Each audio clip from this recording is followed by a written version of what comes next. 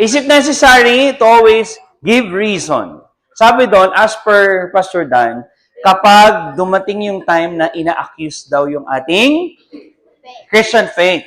Okay? Remember, whenever somebody is accusing, especially, not your character, but our faith. Kasi kapag character, ab hominem ang tawag doon. Na-mention ba ni Pastor Dan? Ab hominem. Okay? I-search sa ChatGPT. Ina-atake niya yung character mo instead na atakihin niya yung main na issue.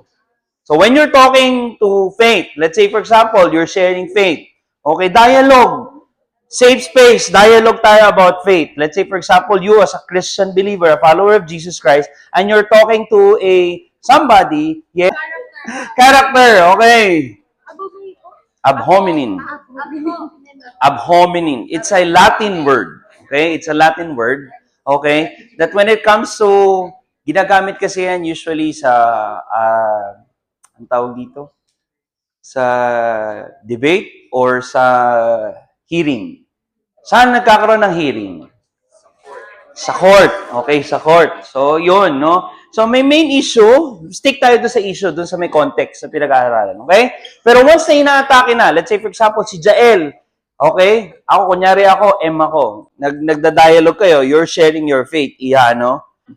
Yes, tawag dito.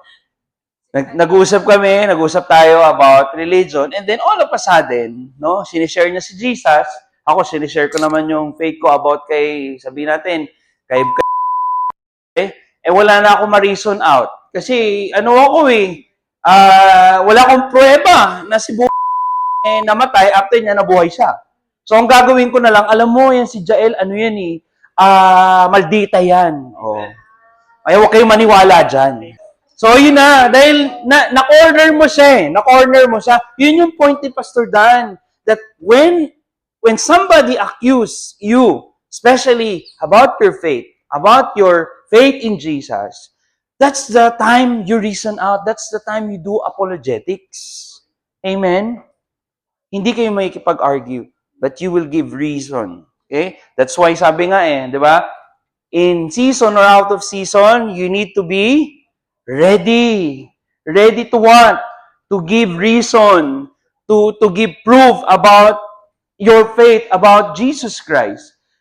Kaya gusto ko si Apostle Paul. When it comes to Apostle Paul, yung mga argument niya, mga questions niya, mga rhetorical questions niya, magaling. Kasi nga, hindi lang siya Sadducees, hindi lang siya Sanhedrin, ano rin siya, prosecutor din siya. So, tayo, mga Christian, marunong dapat tayo mag-reason out, hindi lang, kilala ko si Jesus Christ, I accepted Him as Lord and Savior. Diba? Yun. Okay? Nagigets natin? So, hindi mo siya kailangan gamitin lagi. Pero dapat, ready ka. Yun yung point ng apologetics. Ready ka dapat magbigay ng reason. Ready ka dapat mag-rebuttal. Not to argue, but to give reason. Pag reason, di ba, ano ang tawag doon sa may hearing, dapat ano yan When you give a statement or when you give a reason, dapat valid yan. Meron talagang concrete na evidence. Am I right? Okay? Are you with me, guys? Yes. Now, let's continue our discussion. Okay. Let's talk about 8 types of evangelism. Okay? There are 8 kinds of how you will share or in a way, makakapag-evangelize ka. Depende sa sitwasyon.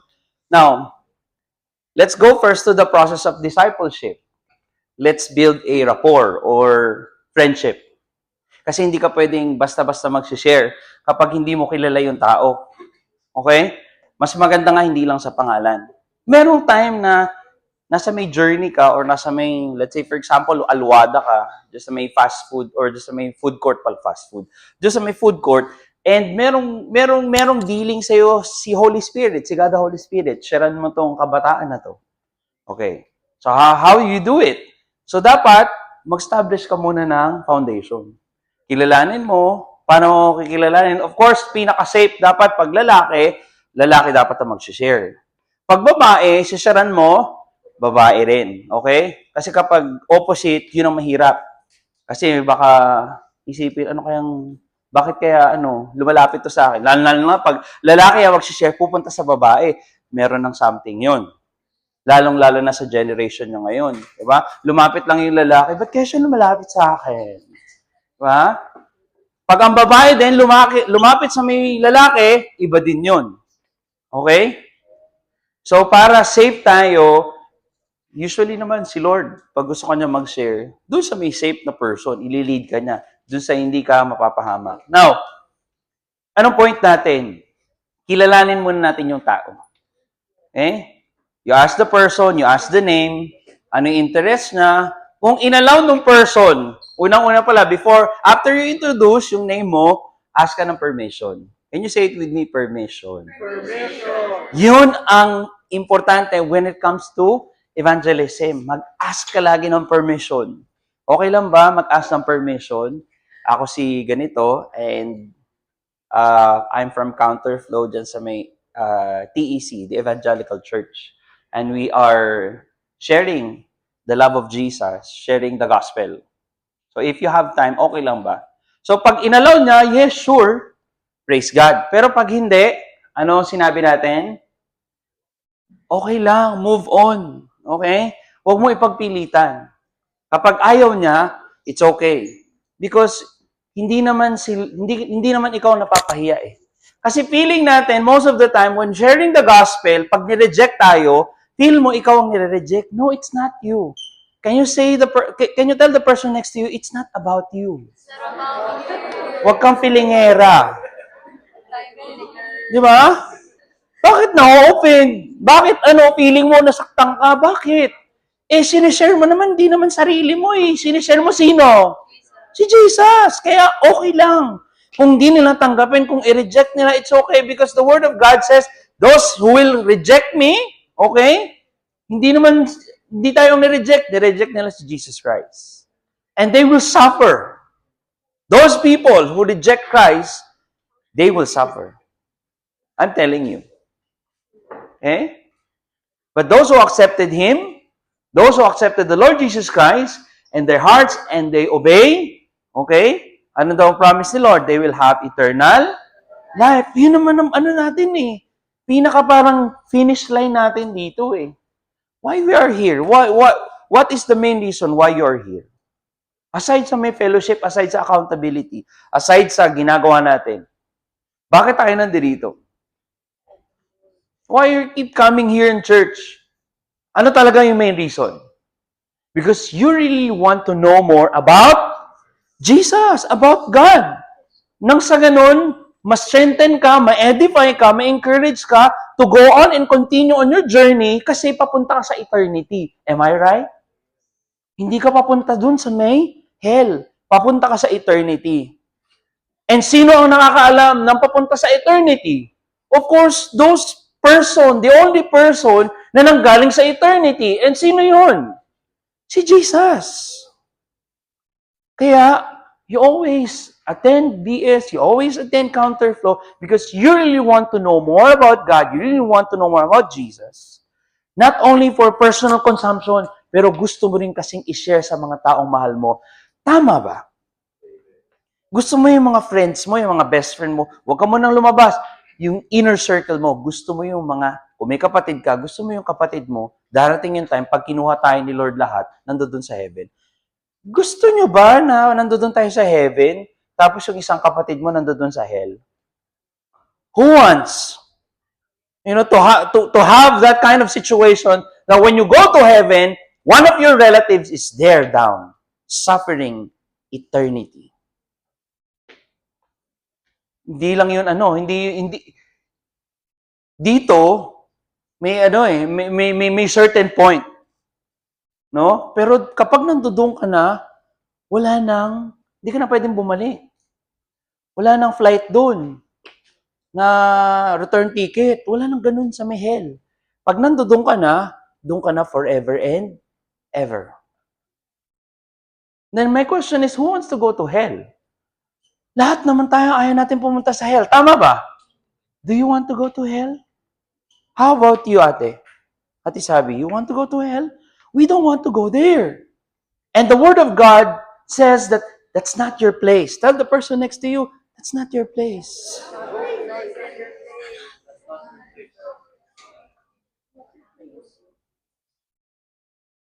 And that's why we're doing this.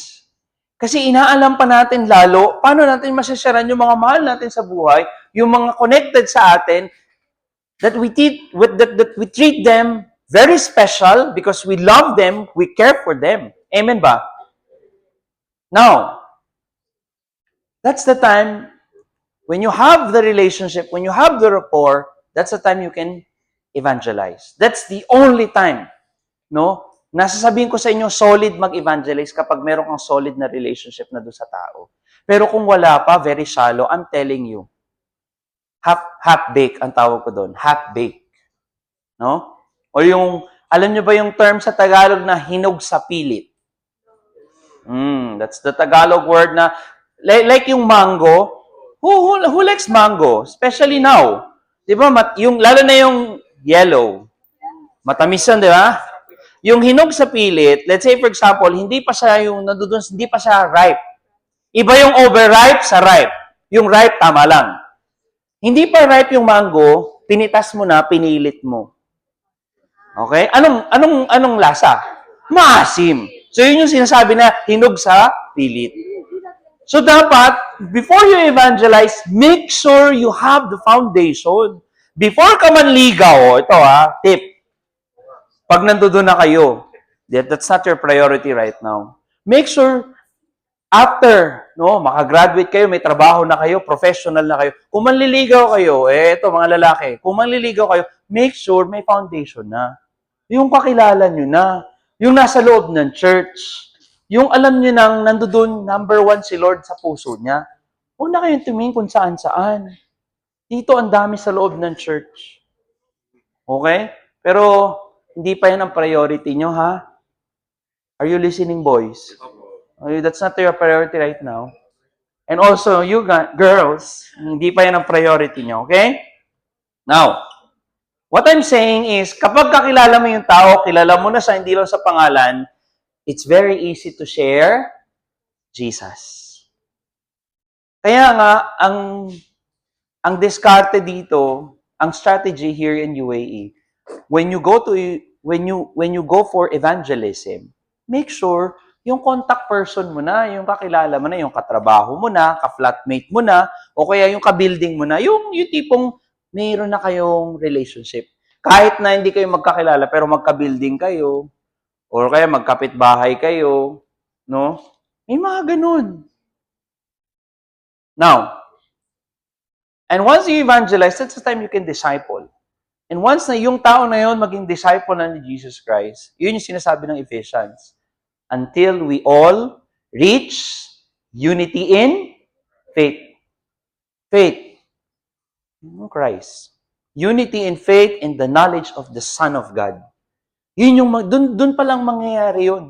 Dun mangyayari yun kapag yung tao na yun, na dinisciple mo, he or she will go to mission.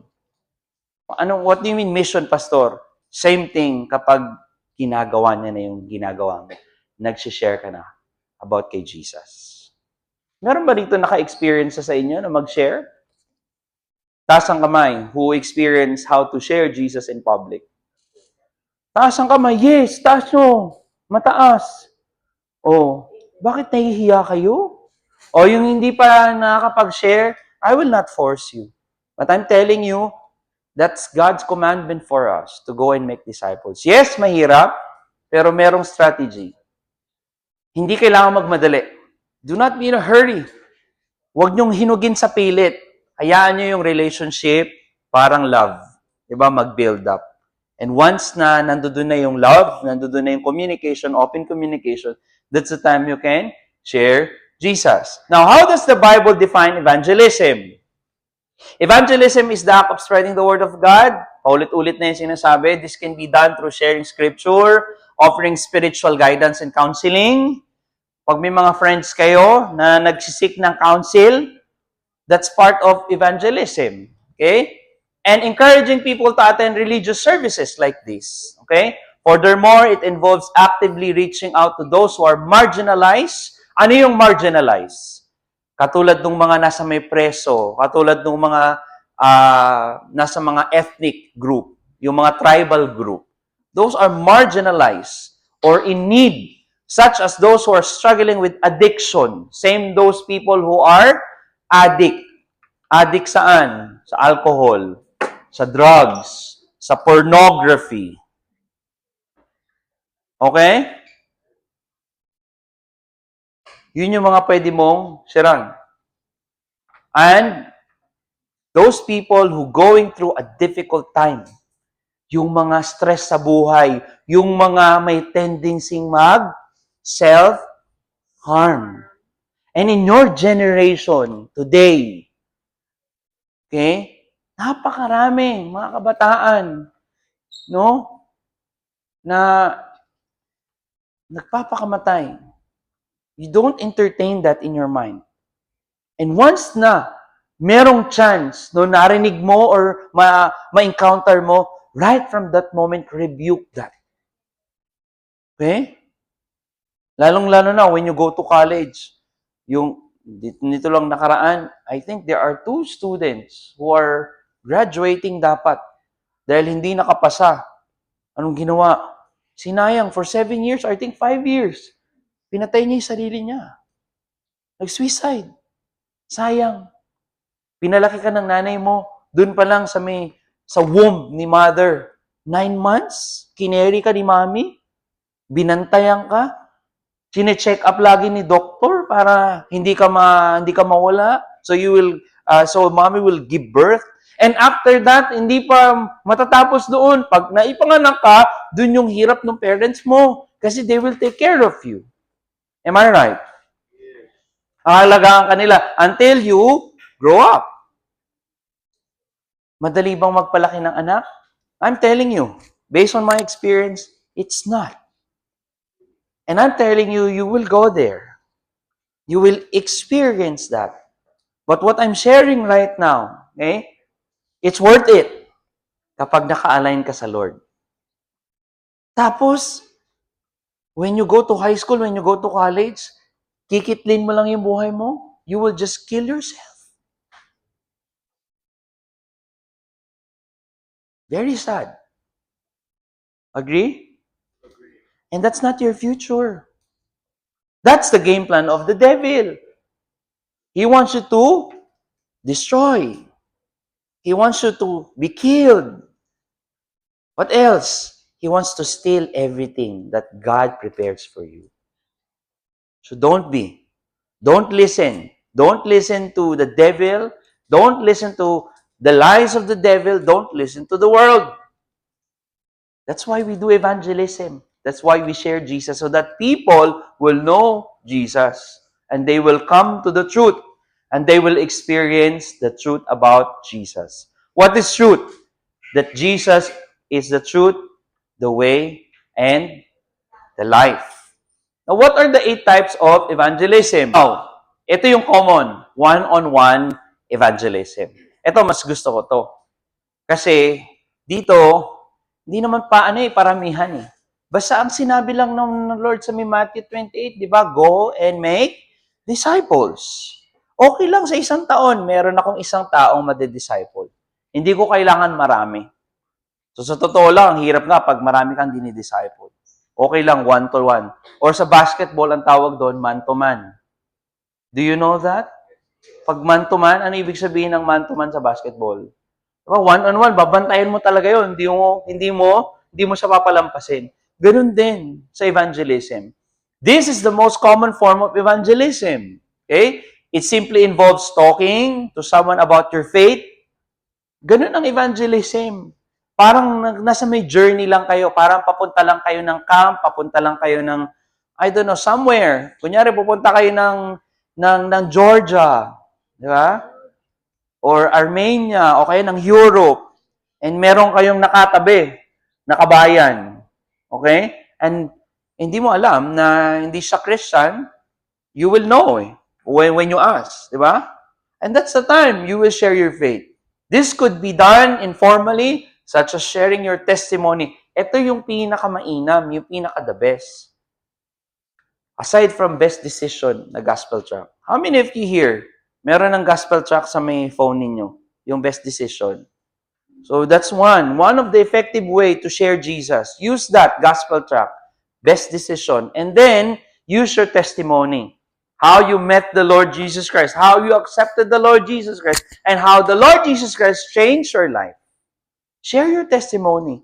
Mas maigi na galing sa buhay ninyo, hindi sa buhay ng ibang tao.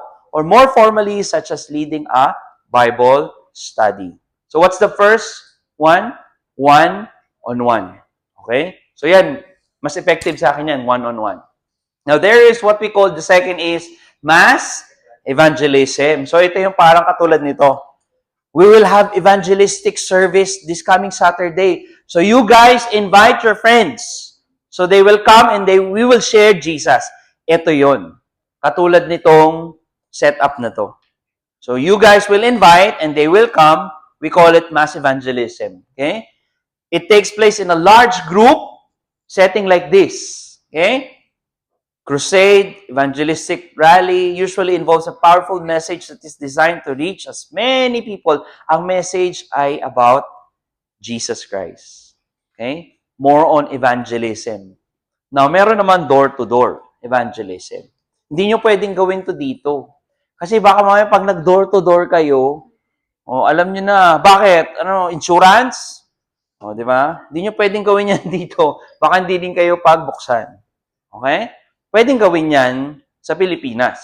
Okay? Kasi very open sa Pilipinas when it comes to door-to-door evangelism. This method involves going door-to-door in your community and sharing the gospel with those you... Ito, ginagawa namin to before. When I was in the seminary, we will go to a certain probinsya and we will share door-to-door. Hinabol pa nga ako ng aso one time. Yes! So, and you do this by twos.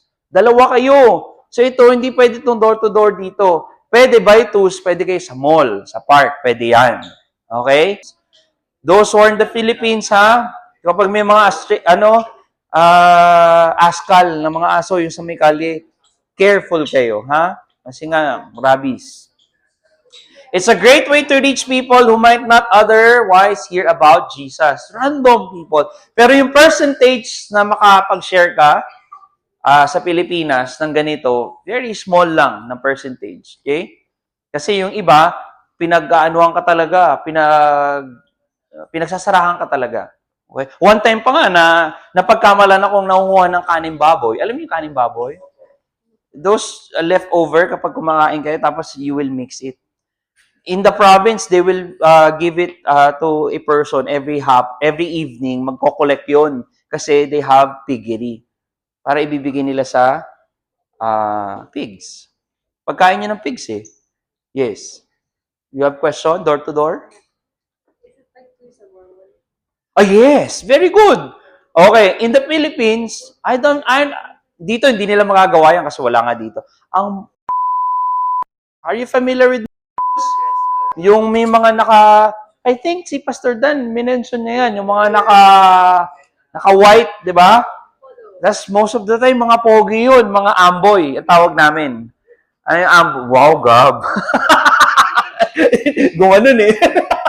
Mga amboy yun, mga amboy. Anong ibig sabihin ng amboy? American boys. So, diba? Matatangkad, ang gugwapo. Why? Ginagamit nila kasi yung kogwapuan eh, facial features, diba? Ang tangkad, diba? Siyempre, pag nag-share ka, lalo na pag babae, di ba? O pwede si CJ doon, di ba? Pero hindi naman tama? Yan na. Gusto talaga itong dalawa na to. Puro evangeliligaw ang inaano nyo eh. Hindi evangelism ang topic mo, Andre. Evangeliligaw. Door-to-door evangelism. Okay? Meron naman, ito gusto ko to. Na-experience namin to ni Ate Chami when we were in the missions team. Magka-batch kami ni Ate Chami sa missions team. We went to maximum security prison sa Pilipinas, sa Muntinlupa. Sa may Muntinlupa, kung saan lahat ng mga ex-convict nandoon. We went to that place, we minister inside kasi merong mga church. At yung mga preso, yung mga, anong tawag dito, yung inmates. Di ba? They have their own church inside. They have their Bible school inside the maximum security prison. So, akala natin nandoon lang sila sa selda. Sino na nakapasok dito ng prison? Wala pa. Ay, si Kuya Jello. Bakit ka pumasok ng prison? Visit lang. Meron dito. Nag-visit lang kayo. Ha? Donation. Okay, akala ko. Yes. Outreach. Yan yun.